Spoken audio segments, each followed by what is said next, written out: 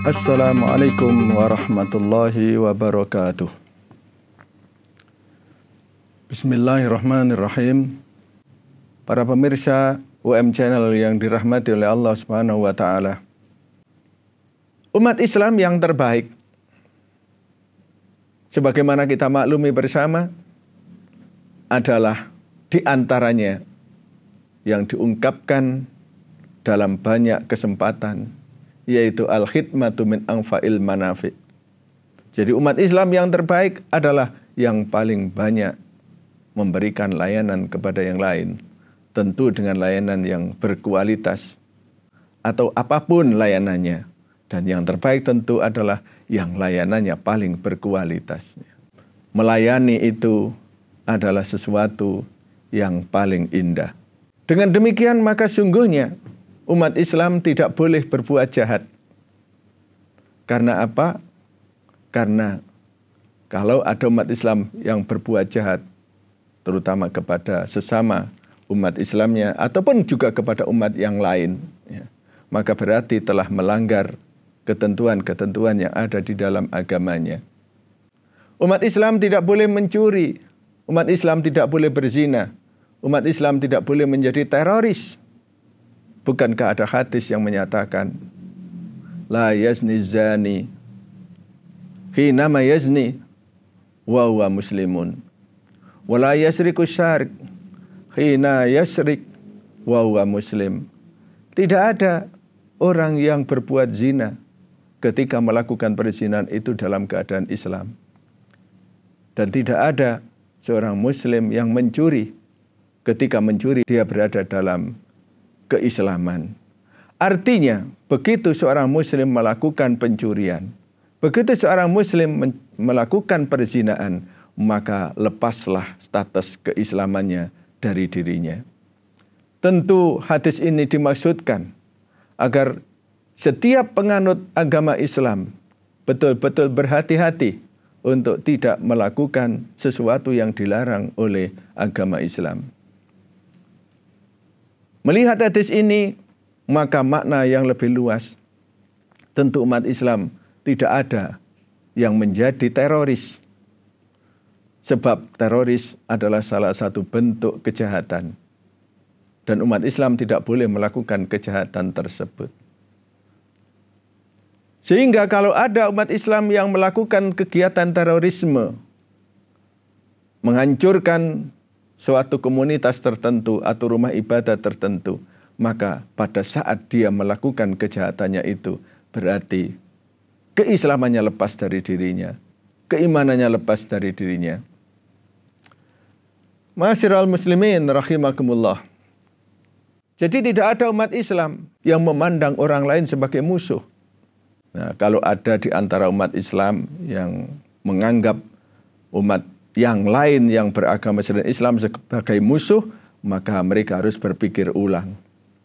Karena semuanya mendapatkan hak yang sama dari Allah Subhanahu wa taala untuk dihormati.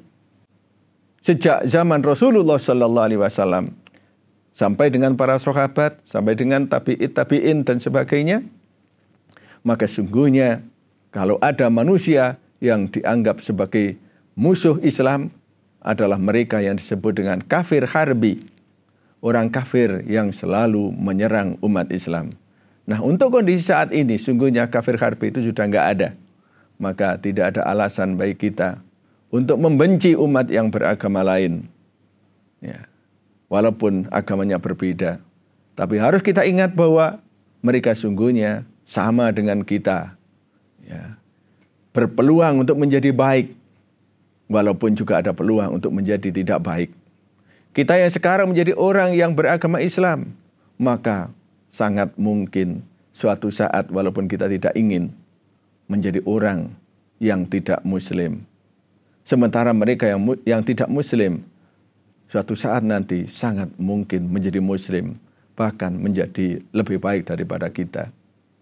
Oleh karena itu, menghadapi segala hal yang merintangi kita, yang menggoda kita, atau yang menjadi ancaman bagi kita, ada terapi yang luar biasa dari Allah Subhanahu wa taala di dalam salah satu ayat Al-Quran yang menyatakan alaikum anfusakum la yadurrukum man dalla idha tadaitum ilallahi marji'ukum jami'a wa yunabbi'ukum bima kuntum ta'malun. Wahai orang-orang yang beriman, jaga diri kalian. Tidak akan berbahaya bagi kalian orang-orang yang tersesat jika kalian semua selalu berada dalam hidayah Allah Subhanahu wa taala. Kepada Allah lah tempat kembali kalian semua. Dan Allah akan memberitakan pada kalian segala apa yang pernah kalian kerjakan.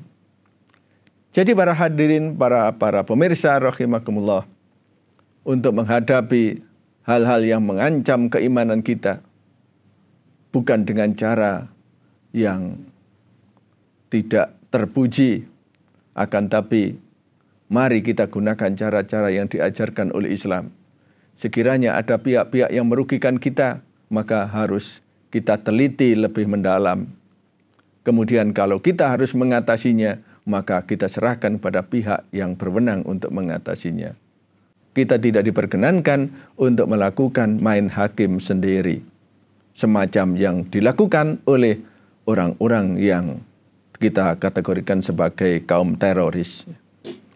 Itu bukan ajaran Islam, tetapi itu ajaran yang sangat tidak disukai oleh junjungan kita Nabi Muhammad sallallahu alaihi wasallam.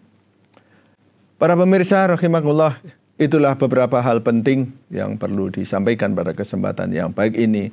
Mudah-mudahan banyak manfaatnya bagi kita sekalian. Kurang lebihnya mohon maaf. Wallahul muwaffiq ila aqwamit thoriq. Wassalamualaikum warahmatullahi wabarakatuh.